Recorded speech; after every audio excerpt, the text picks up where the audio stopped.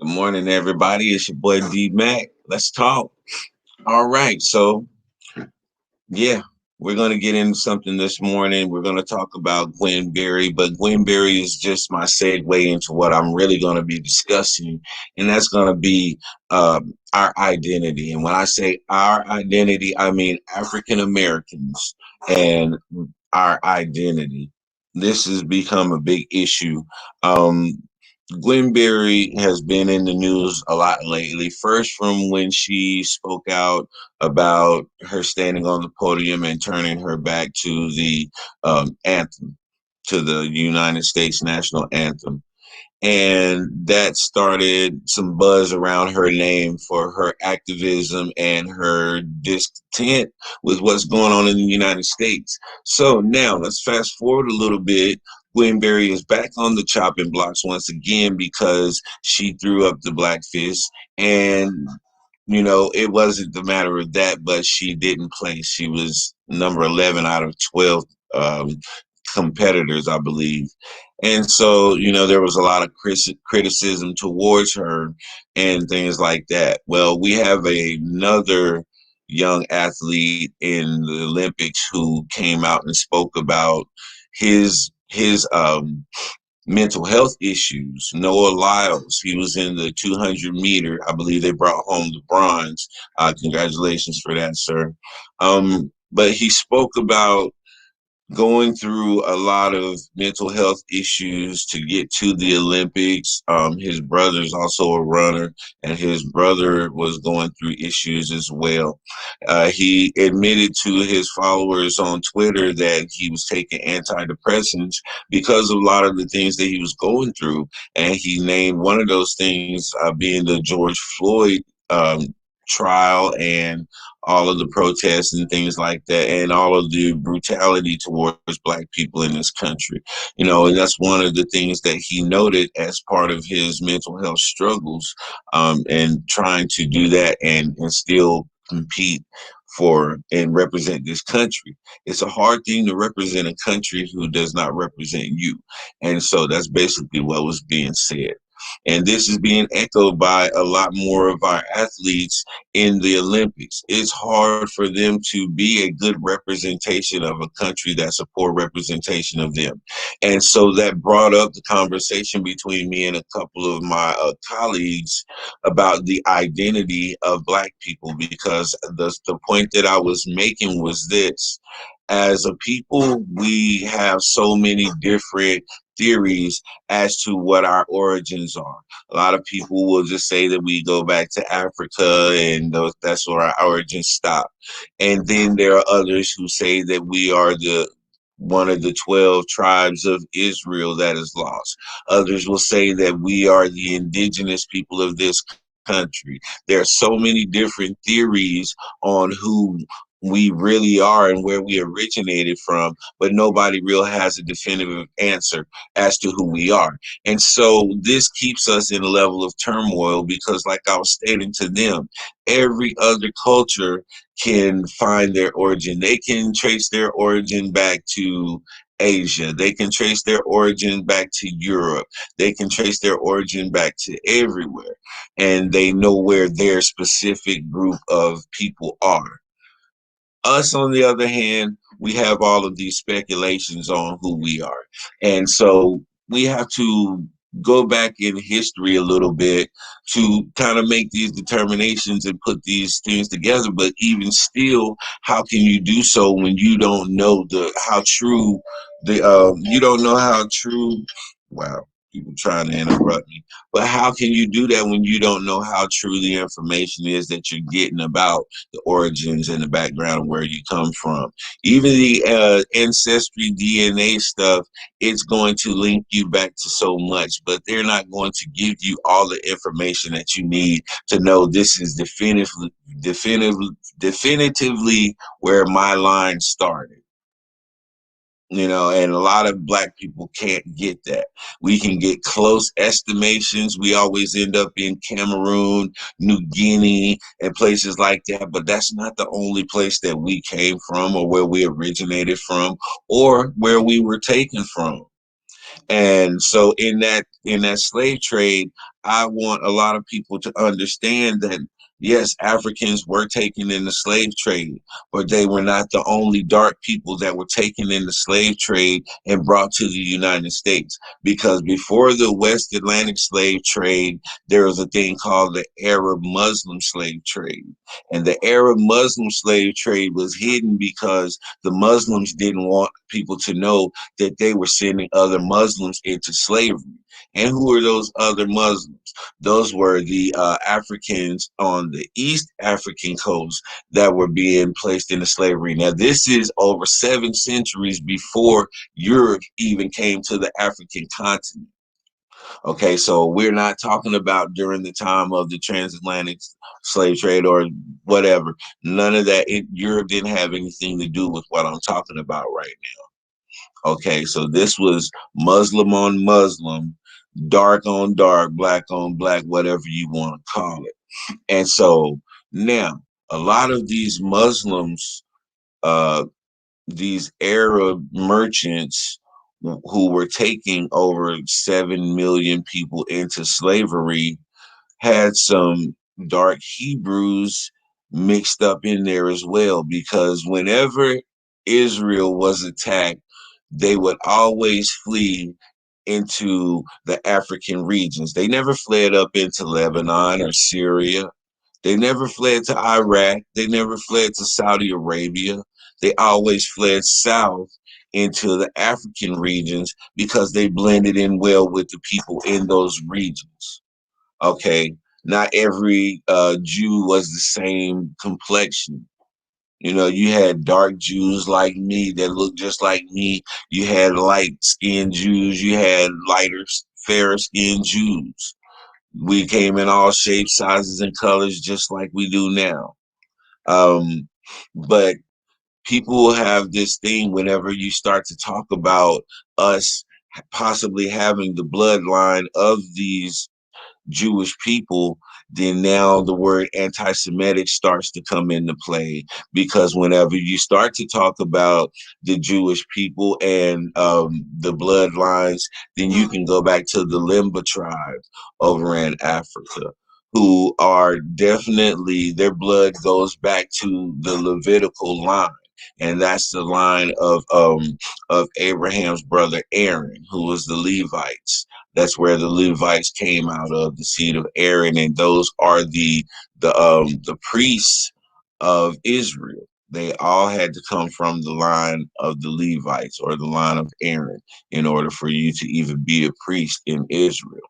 And so this tribe, their blood, their DNA goes back to this. So does the Igbo tribe. And the Igbo tribe is down by New Guinea in areas like that. And so we have proof, we have DNA proof of these dark people who are directly linked to Israel. But yet and still, we have people who want to dispute and deny this point. Why? Why is this such a hard thing to fathom that brown slaves were taken along with African slaves and they were just thrown together and all called the same thing when some of them were actually Jews? Because we have plenty of documented evidence of some of the slaves who were brought here who practiced Judaism. They didn't practice the things that the African slaves did, and the slave masters wanted to get rid of all cultures that was not Western culture. And so they would not allow anybody to know what they witnessed these slaves practicing or the peculiar things that they saw them doing. And they didn't have any knowledge of it, so they just beat it out of them. That's what the whole story of Roots was about. The whole entire story of Roots. Let's forget its authenticity, or did Alex Haley get the story from somebody? The moral of the story was this: They came here with an identity, and that identity was beaten out of them. But one man, Kunta Kinte, had it in his mind and his heart to always carry his lineage and his heritage and pass it down through the generations so that they will never forget where he came from, because he never forgot where he came from. This is the whole entire premises of the movie, the book, the idea, and the concept of roots is our identity, and the importance of knowing our identity and passing it down through the generations, so that they'll know where we came from, so that they'll know how to conduct themselves, and they will have some pride in who they are. That's what Roots was all about. Us having pride in our identity, knowing where we came from. And so those slaves that came from Africa and they know their culture and they know their identity, then they fared better as far as that concerns, because now, as we come 400 years past that time, over these years a lot has been erased, coming down the pipeline of generation to generation. A lot has been taught the wrong way. A lot has been left out, and a lot has been added to, coming down to the generation where we are now. And so the Black history that this generation right now gets is very watered down. It's been tampered with. It's been tainted over the 400 years, intentionally, with a purpose, because our identity is going to cause this change that we've been seeking. All of the African Americans in the United States who are standing up right now and talking about, why can't Black people stay together and why can't we just come together and be unified? That will all come in us as a collective, knowing what our identity is. Identity gives you power. Identity gives you direction. Identity gives you vision.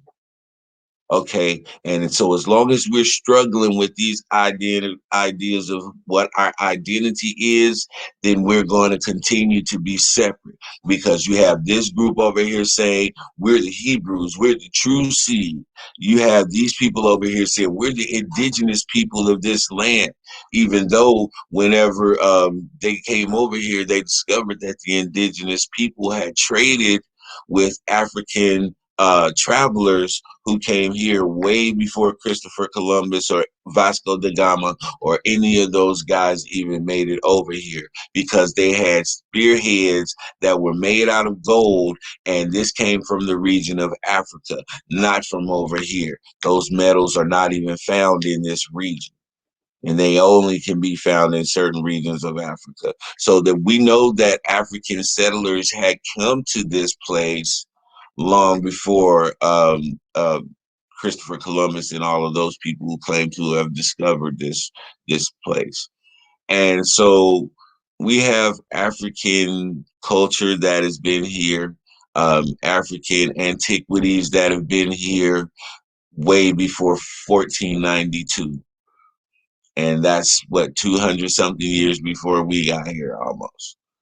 So looking back, like I said before, there's so many different shades and groups of people in the African Middle Eastern continent. And I want to speak about Middle East. What is it the Middle East of? Is it the Middle East of Africa? Is it the Middle East of Europe? What is it the Middle East of? There's no other place referred in that manner. And to me, it sounds like it was renamed as a cover up as to what it really is. And that's just another portion of Africa. That's all it is another part of Africa, but it was broken down like that and taken away because of the major oil reserves that's in that region.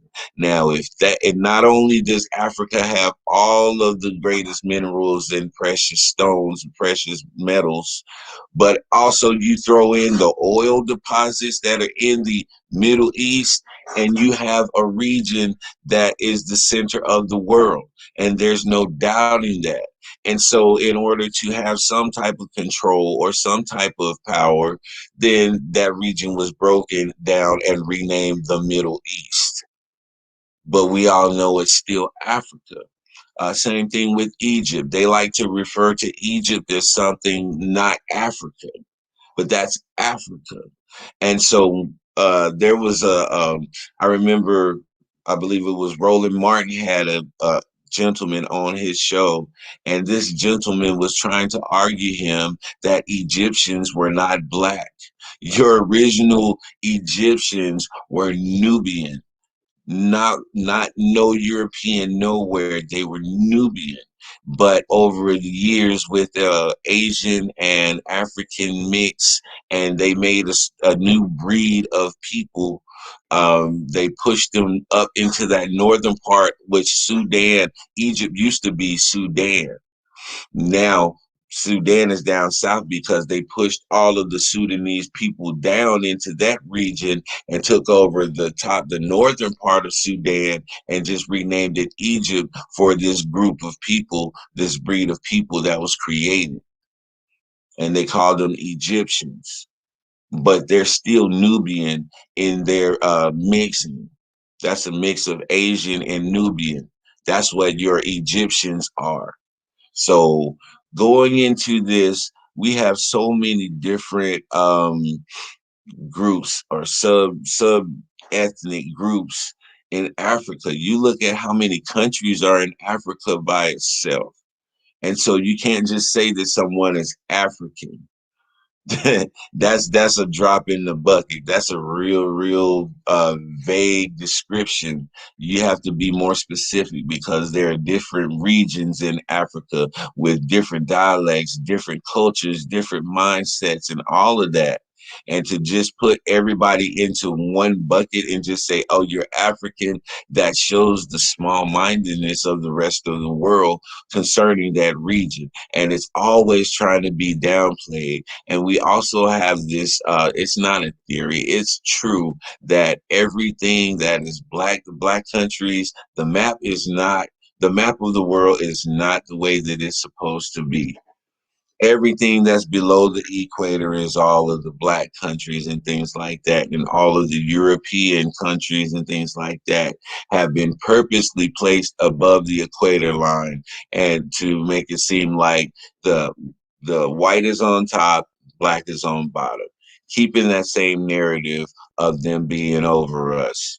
Yeah, you can say that this is a conspiracy theory, but this is all documented evidence that you can look up with your own eyes, and it's in your history. Okay, we didn't get this stuff out of nowhere. We didn't pull this out of a out of a cave like the Dead Sea Scrolls. This is the history that the United States have afforded us to be able to look up. This is the history that is now at the touch of our fingers because of the age of information that we live in, so we have access to it. Okay, so this is not something that we just came up with out of nowhere. This came from your history, the European history books. This came from the Jewish history books. This comes from everybody's history books talking about what took place with us as a people. And today, we still have the same plight of not knowing what our identity is, because as long as our identity is missing, we'll never be able to come together as a people and have a nation of people, because we're always going to be at odds of who we are. People are going to say, I'm not no Hebrew. People going to say, I'm not no Native American. People going to say, I'm not this, I'm not that. And that's the whole point. But no one wants to see that because their pride is allowing them to fall. Now, I remember there was a scripture that puts all of this to bed and kills all of this. because Jesus was saying to the people, who's a Jew in their heart? Everybody wants to talk about the identity, and circumcision is what makes you a Jew, and all of these customs and rituals makes you a Jew. The clothes that you wearing and your outward appearance and all of that, that's not what makes you a Jew. Are you a Jew in your heart? Are you following the customs and the plan that I laid out for you in your heart? Because that's where it counts. You can wear all of the clothing, you can wear all of the head wraps and the garbs and the ephod and all of that stuff you want to. All of that outward show is nothing. Because if you're not practicing what Yeshua taught, and if you're not living that type of lifestyle and striving to be what Yeshua has called us to be, said that we would be that and greater, then all of this outward show and all of this identity politics don't even matter. That's why he said, take no thought for genealogy and things like that, because he knew that we were going to get caught up in identity and start trying to raise one ethnic group above another. He knew all of this stuff was coming because of the pride of life. And man is always going to fall to the pride of life. Oh, my group is superior to yours. That's why they wanted to break it down and label it anyway, so that they could be able to compartmentalize everything. You're over here. You're over here. We're right here. This is the concept of classism, and it's always haunted us throughout time. And one thing to keep a people down is to keep their identity away from them. That's what has happened to the African Americans. Some of us are African Americans, but some of us are not. Some of us are direct descendants of Hebrews that ran down into the African regions to hide during these captivities and battles that their country found themselves in. Okay, so when you look at the slave trade, I want you to go back a little bit farther and look at those Arab Muslim slave trades, because those Muslims were trading some Jews because they hated the Jews and they had enmity between them and the Jews. Because let's go back to history in the biblical sense, the Muslims and the Jews represents who?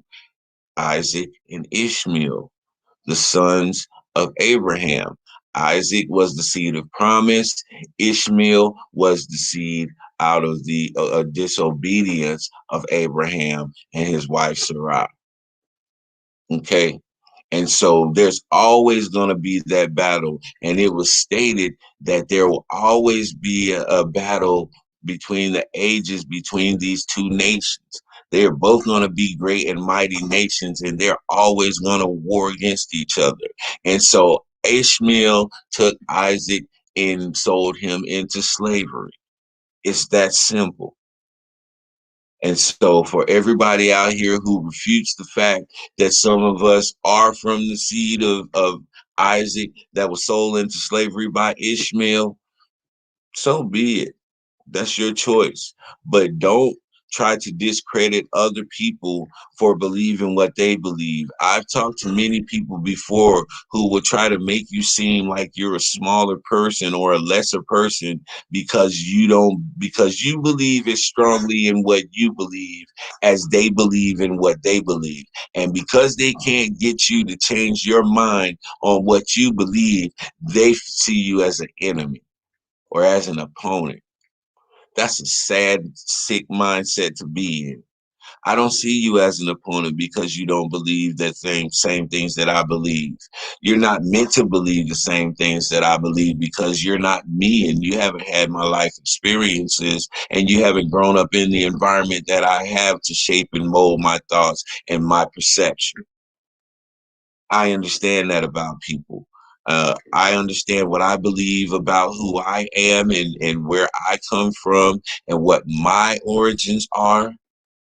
I have that understanding, and I don't let anybody shake what I believe. You're not going to come in with a new doctrine or some new information or your own information that you dug up that is secondhand information at best and try to tell me that I'm wrong, because the same way that I'm gaining my information through history and through secondhand accounts from other people throughout history to link together pieces to bring me to my decision of who I feel my identity is coming from, you it's the same way that you're going to go and you're going to use your information and the resources available to you to build your idea of who you are. And so your level of validity in what you believe is no stronger or no better than the validity of what I believe through my studies. And so for somebody to sit there and try to down somebody or try to make somebody seem like they're less because they don't agree is a very narrow-minded and insecure person in my book. And I wouldn't do that to a person. I, in my heart, believe I know my origins and where my people come from. And I'm going to stick to that. I don't force my view on anybody, but if anybody asks me, I'm quick to share how I feel about that. Because my studies, my years of studies have led me to be confident in the things that I've researched. And it makes very good sense, not only to me, but to a large group of people as well who's like minded. So I'll leave that to where it is. Now, saying that I know who I am and know what my identity is and where my people come from is not saying that I can't get along or be unified with other Americans, African Americans, so called. This is the thing. I was also stating that when and during these slave trades, when people were swept up and brought up here, they didn't all come from just one specific tribe. They came from many different tribes that didn't speak each other's language, that didn't know each other's customs and things like that. And so when they were on those slave ships coming over here, these people had to find a way to break those barriers so that they could communicate and that they could link together so that they could help themselves through this ordeal. Some of them were mortal enemies. Some of these tribes knew who each other were and they knew how to communicate with each other, but they were mortal enemies. Some of them knew that, hey, these aren't even Africans, these are Hebrews. And so there was the division amongst them then. But they set those small things aside because they had a bigger goal to try to live and to try to get back to their families and to try to reestablish what had been taken away from them. So they set aside all of those tribal differences, even though they kept in their minds and in their hearts, some of them did, some of their tribal ways and things like that. They understood that they would have to set those things aside so that they could work together to try to protect each other as a whole from their captors and their oppressors. This is something that we have to understand. This is a concept now that is plaguing us. This is why we can't unify as a people. If you want to know the answer as to why we can't unify as a people, because we can't set aside our petty differences. We can't set aside our regional differences. You know what I'm saying? You got Bloods and Crips, you got GDs and BDs, you got light skin and dark skin, you got the uppity black people, and you have the hood black people. You have so many different devices for dividing us within our groups that by the time we get all of these groups back together with each other or reconciled to each other, where will we be? That'll be another 100 years or so before we even get all of these different groups that are divided against each other within the black dichotomy to reconcile. It'll be another 100 years, and our kids and our grandkids and so forth will have suffered even more. So this is what we need to do as a people. Set aside your identity politics. Who cares about who your forefathers were? Who cares about who your descendants were? They're not here to help you now. Knowing who they are, knowing that you're a Jew or you're the descendant of a Jew, what is that going to do in your life now? What is that going to cause you to do now that you weren't doing before? That's my question. Okay, you're a Jew. Let's say you're a Jew. You found out emphatically 100% that you are a black Jew, a black Hebrew. So now what? What are you going to do with that information? You're going to just change your identity and start practicing Judaism. Okay, but what is that going to do for your life? Is that going to change your mind? Is that going to help you overcome the struggles that you're going through? Is that going to help you heal from the pains that you had throughout your life?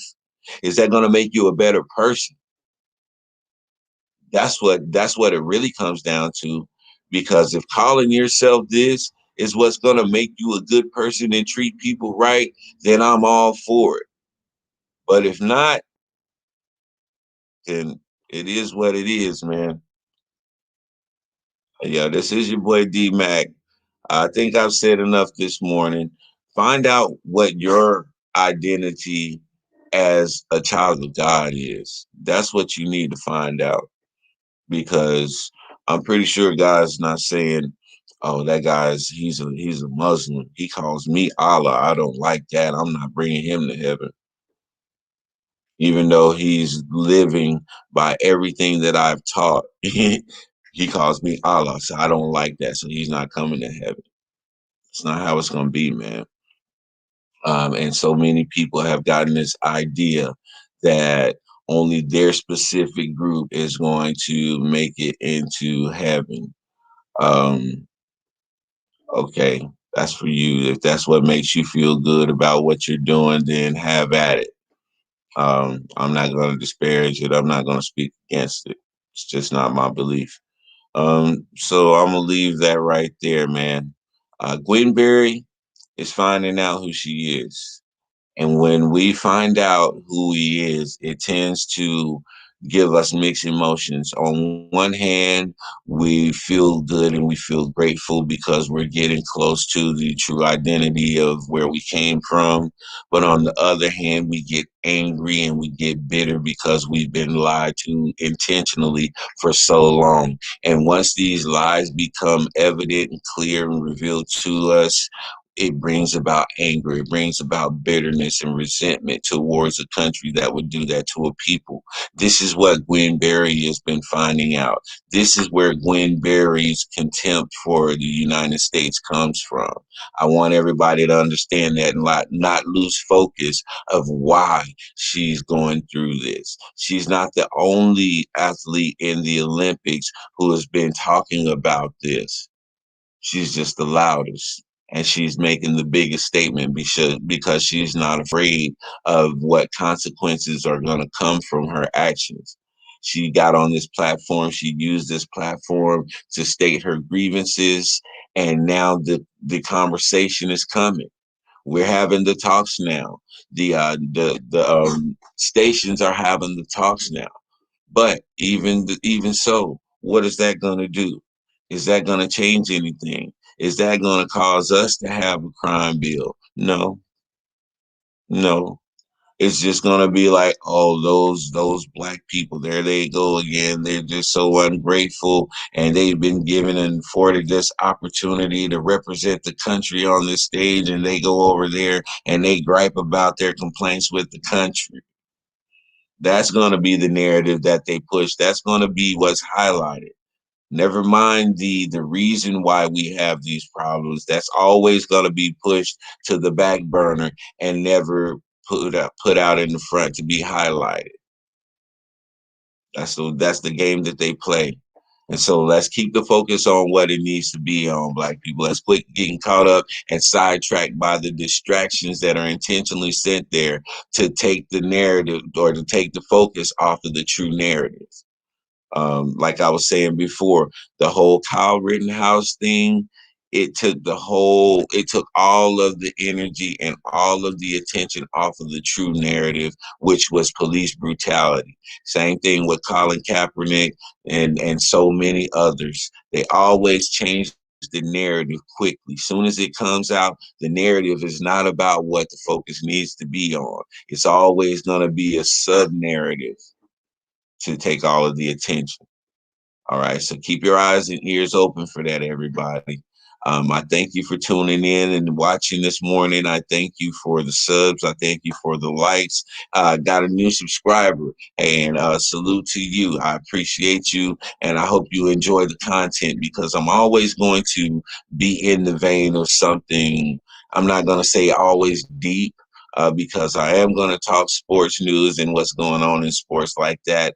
But I'm also going to talk about this side of it. Like I said, I'm always going to keep focus on the mental health portion of sports because this is the portion of sports that is always swept up under the rug.